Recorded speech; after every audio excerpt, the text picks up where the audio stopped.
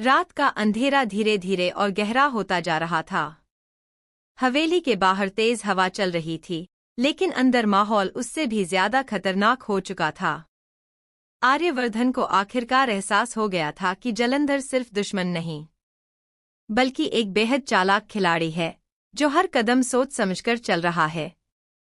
आर्यवर्धन अकेले पुराने गोदाम में पहुंचा था।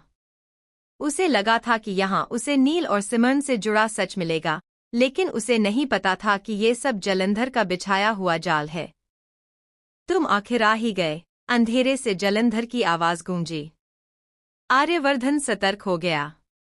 नील कहाँ है? उसने गुस्से में पूछा। जलंधर धीरे धीरे सामने आया। उसके चेहरे पर वही खतरनाक मुस्कान थी। तुम हमेशा दूसरों को बचाने की कोशिश करते हो, आर्यवर्धन, उसने कहा, लेकिन आज तुम्हें खुद को बचाने वाला कोई नहीं होगा। इतना कहते ही चारों तरफ से कुछ लोग बाहर आ गए। आर्यवर्धन समझ चुका था कि वो पूरी तरह फंस चुका है। उधर हवेली में झेंडे बेचैन था। उसे बार बार लग रहा था कि कुछ गलत होने वाला है। तभी उसके फोन पर एक लोकेशन मैसेज आया और उसे समझते देर नहीं लगी कि आर्यवर्धन खतरे में है। नहीं, मैं देर नहीं कर सकता, उसने खुद से कहा और तुरंत वहां के लिए निकल पड़ा।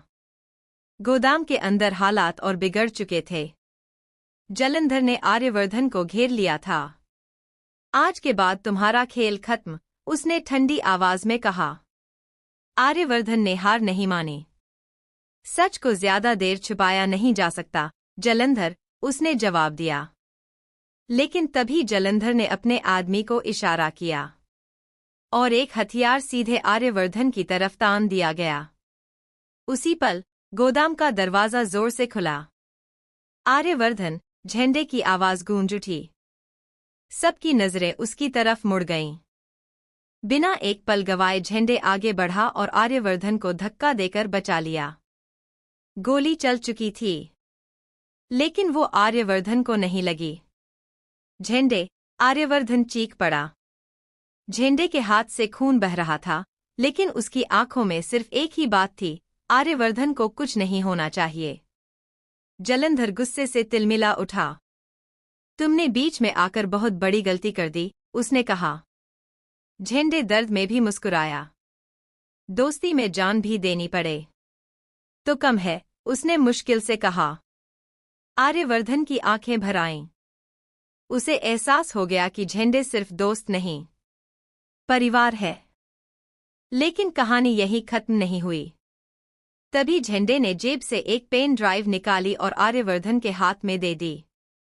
इसमें जलंधर का पूरा सच है, उसने धीमी आवाज में कहा। ये सुनते ही जलंधर का चेहरा बदल गया। पहली बार उसकी आंखों में डर दिखाई दिया। वो पेन ड्राइव मुझे दे दो, जलंधर चीखा। अब मामला सिर्फ जान बचाने का नहीं रहा, बल्कि उस सच का था जो सब कुछ बदल सकता था। क्या आर्यवर्धन उस पेन ड्राइव का सच सबके सामने ला पाएगा? क्या झंडे ठीक रहेगा? और जलंधर अब अपनी सच्चाई छुपाने के लिए कौन सी नई चाल चलेगा? कहानी अब अपने सबसे बड़े ट्विस्ट पर पहुंच चुकी है, जहां दोस्ती, बलिदान और साजिश एक साथ टकरा रहे हैं।